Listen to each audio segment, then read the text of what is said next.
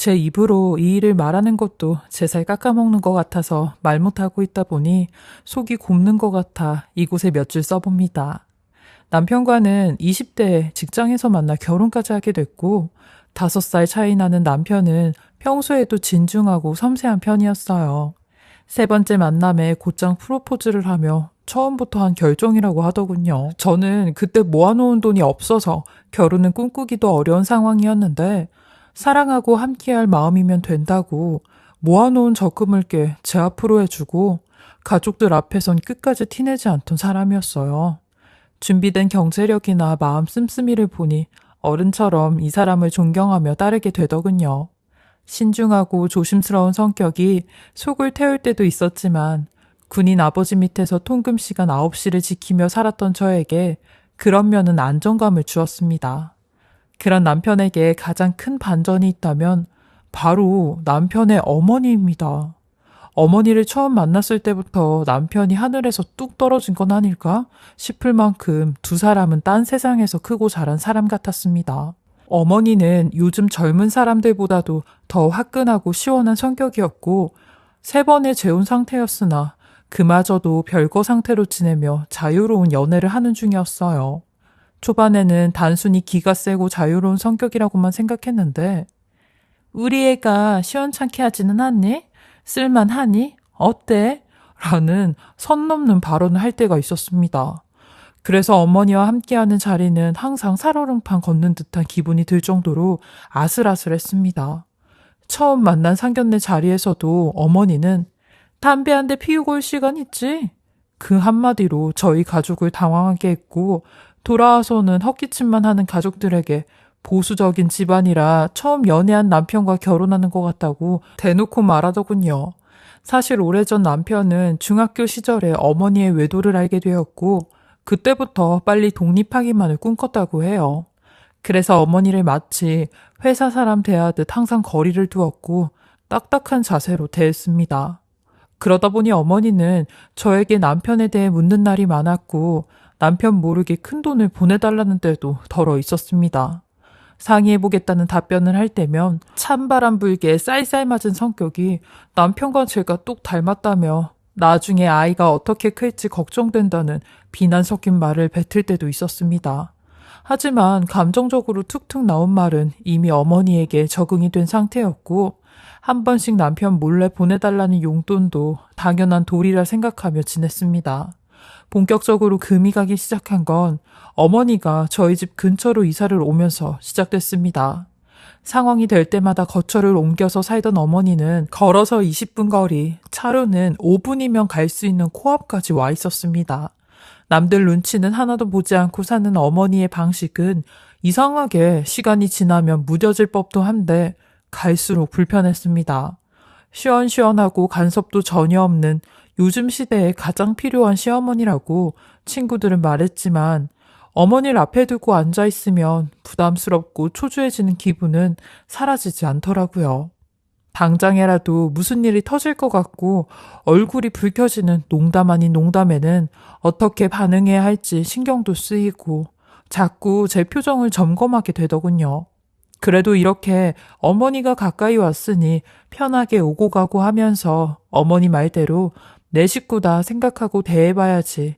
친구 시어머니처럼 냉장고 검사부터 속옷까지 들춰보고 가는 무례한 어머니는 아니니까. 어머니를 있는 그대로 보고 편견 없이 받아들이자 다짐했습니다. 그리고 어머니께 전화를 걸어 점심에 집에서 함께 식사를 하자 제안했어요. 다음 날 아이를 등원 보낸 후 어머니와 모처럼 식탁에 마주 앉았습니다. 이걸 직접 다 했어? 너도 참 번거롭게. 이렇게 좋은 세상에 그냥 하나 시키지. 가만 보면 너도 옛날 스타일이야. 하시는데 그래도 모처럼만의 식사 자리인데 고급 식당은 아니더라도 한 끼 정도는 제 힘으로 준비하고 싶었습니다. 애는 몇 시에 오니? 하원에서 오면 4시 정도 돼요. 그래, 이제 다 키웠네. 그럼 그동안은 여기에 너밖에 없는 거네? 그렇죠. 어떤 것 때문에 그러세요? 아니, 별건 아니고 하시는데 그 말을 듣자마자 불안함이 밀려오더군요. 집에 들어설 때부터 깨끗하게 잘해놓고 산다. 안방에 창이 커서 시원하네. 칭찬으로 알고 들었는데 그런 말들도 모두 의도가 있는 말 아닌가 싶어서 덜컥 겁이 났습니다. 넌 계속 집에만 있니? 젊은 애가 카페 같은 데도 가고 그러지. 밀린 일도 많고 그래서요. 무슨 일? 집안일도 그렇고 애 오는 대로 또 저녁 준비해야 돼서요. 그동안 너한테 고마운 것도 많고 내가 심심해서 그러는데 집안일 그거 내가 좀 도와줄게. 넌 그냥 4시까지 밖에서 쉬다 와. 집안일 도와줄 때 시어머니가 치우고 있는 거 멍하니 네가 보고 있기도 좀 그렇지. 그러니까 커피라도 한잔하고 천천히 들어와. 어머니에 대한 불신이 쌓여있던 건지 돈도 받지 않고 그냥 심심하단 이유로 며느리를 대신해 집안일을 돕겠다는 말에 머리가 띵했습니다. 남편을 거치지 않고 그런 제안을 받아서 더 난처하기도 했고요. 아직 아이가 하나라 충분히 어렵지 않고 집에서 혼자 할 일도 있다고 거절했으나 어머니는 막무가내였습니다.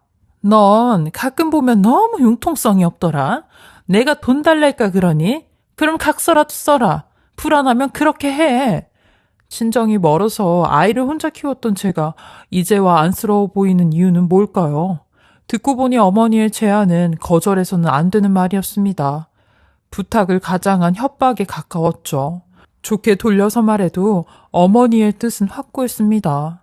아니, 오늘 식사 자리부터 그렇게 확답을 받기 위해 온 사람처럼 자신의 뜻이 빗나가기라도 하면 어김없이 저에 대한 비난을 쏟아냈습니다.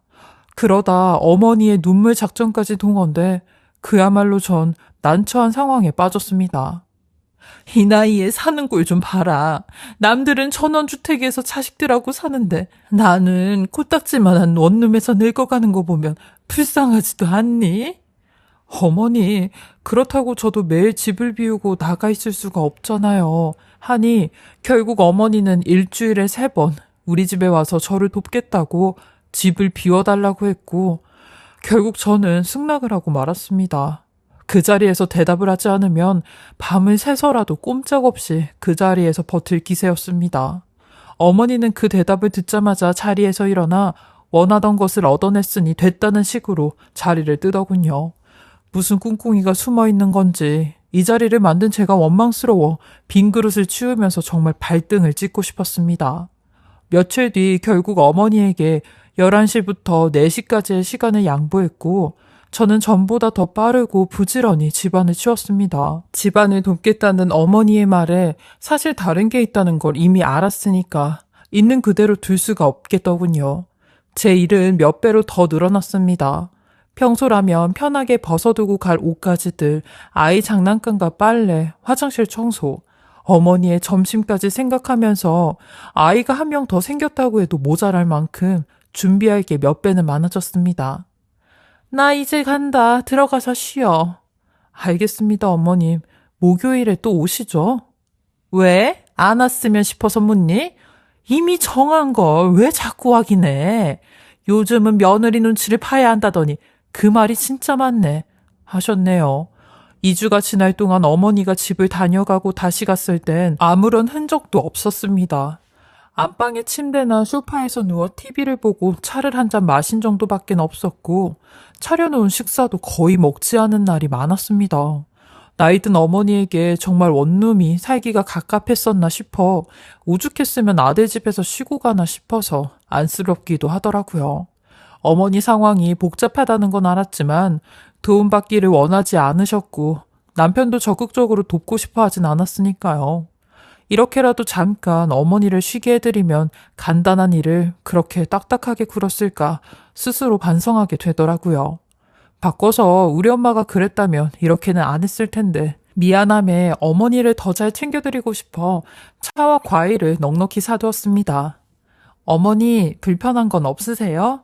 과일이랑 사두었으니까 집에 계실 때 이것 좀 드시고 가세요. 그냥 잠깐 놀다 가는 건데 뭐. 예. 그건 그렇고 침대 시트 좀 자주 청소해라. 귀찮아도 잘 말리고 세탁해야 돼. 내가 바닥에 못 누워서 침대에 좀 있거든. 어머니가 안방 침대에서 누워 있었다는 사실은 알고 있었지만 이상하게 꼭 짚어서 침대 시트만 치우길 하시는 게 찜찜했어요. 더욱이 남편과 며느리가 자는 침대에 불편함 하나 없이 눕는 시어머니도 참 대단하다 싶었습니다. 잘하려는 마음이 들다가도 한순간에 사라지게 하는 건 어머니에게 예전부터 느껴온 감정이었습니다. 좋은 의도로 건넨 말도 어머니의 해석에 따라서 제멋대로 변하는 걸 오랫동안 겪었기에 듣고 흘리는 게 최선이었죠. 그렇게 억지로 외출을 시작하는 시간이 몇 주가 지나고 유치원 앞에 30분 일찍 도착해 아이를 데리고 나왔습니다. 결혼 전이면 모를까 주부가 돼서 매일 몇천 원씩 내고 카페에 여유를 부리려니 그것도 적응이 안 되더라고요. 혹시나 싶어 어머니에게 전화를 걸려다 놀이터 한 바퀴 돌고 오니 4시가 훌쩍 넘은 시간이라 의심 없이 아이와 집으로 들어갔습니다. 현관에는 어머니 신발이 있더군요. 어머니 계세요? 저희 왔어요. 신발을 벗고 집안에 들어서는 순간 믿을 수 없는 소리에 너무 놀라서 저도 모르게 아이를 들쳐업고 밖으로 뛰어나갔습니다. 심장이 쿵쿵대는 소리가 제 귀까지 들리더군요. 아이는 놀라서 엉엉 울기 시작했고 다급히 집 밖을 나왔습니다. 소리만 들어도 무슨 일인지 알 수 있는 거친 소리와 남자의 소리가 엉켜 고함을 지르듯 집안에서 울려 퍼졌습니다. 제가 집에 왔다는 기척도 듣지 못할 만큼 안방에서 얼굴도 모르는 남자와 어머니가 대낮부터 뒤섞여 있었던 겁니다. 11시부터 4시까지 잠시 쉬고 싶단 말, 침대 시트를 깔끔하게 하라는 그 말도 어렴풋이 어떤 것인지 알겠더군요. 그리고 남편에게 이 사실을 알려야 할지 어머니와 대화를 할지 머릿속이 하얘졌습니다. 아이와 동네를 몇 바퀴 산책하다 집에 들어갔더니 어머니는 떠난 후였고 겨우 되찾은 우리 집에서 크게 한숨을 쉬었습니다. 그리고 그날 밤 어머니께 먼저 이 일을 알리는 게 좋겠다고 생각했습니다. 어머니, 저 드릴 말씀이 있는데요. 너 아까 왔었지? 우선 어머니하고 제가 이야기를 하는 게 좋을 것 같아서요. 아직 어린애도 있는데 이게 무슨 행동이세요? 이러실 거면 집 비우는 거 하지 않겠습니다. 라고 단호하게 말하니 시어머니는 코웃음을 치며 애 핑계 댈 줄 알았다. 너는 안 하고 살아? 애만 모르게 하면 되지. 그게 뭐 그리 문제가 되냐? 아직 남편한테 이야기 안 했는데 용돈 조금 더 드릴 테니까 저희 집에선 안 돼요. 차라리 밖으로 나가세요. 예, 너 웃긴다. 내가 돈 없어서 그런 줄 알아? 그런데 내가 찝찝해서 못 가. 시어머니의 답변에 할 말이 없더군요. 어머니의 사랑 방식이나 가치에 대해 제가 이렇다 할 일은 아니지만 최소한 저와 남편이 사는 공간에서 벌어진 일이니 부끄러워할 거라고 생각해 용돈으로 돌려 말했는데 제가 꽉 막힌 인간이라 이 상황을 이해 못하고 아이를 변명 삼아 쫓아내는 악독한 며느리로 만들더군요. 그 눈치로 넌 어떻게 회사를 다녔니? 모른 척 넘어가는 일도 있어야지. 너 내 아들 돈 가지고 생색내니? 남편에게 이 이야기를 꺼낼까 하다가도 안 그래도 멀어진 두 관계에 제가 더 기름을 붓는 꼴이 되는 것 같아서 어머니와 합의점을 찾아보려고 했습니다. 그래도 용돈을 드리면 어디 숙박을 하는 곳이라도 가지 않을까 싶었어요. 그런데 어머니는 이 일을 알게 된 저에게 조금의 부끄러움도 없이 더 당당한 자세로 요구하기 시작했습니다. 냉동실에 맥주 얼려놓고 가라 하는 말까지 하시며 자기 집인 마냥 그러시는데 저도 이대로는 더 이상 가만히 있을 수 없을 것 같아 어머니께 용기를 내 전화를 걸었습니다. 아이 남편은 다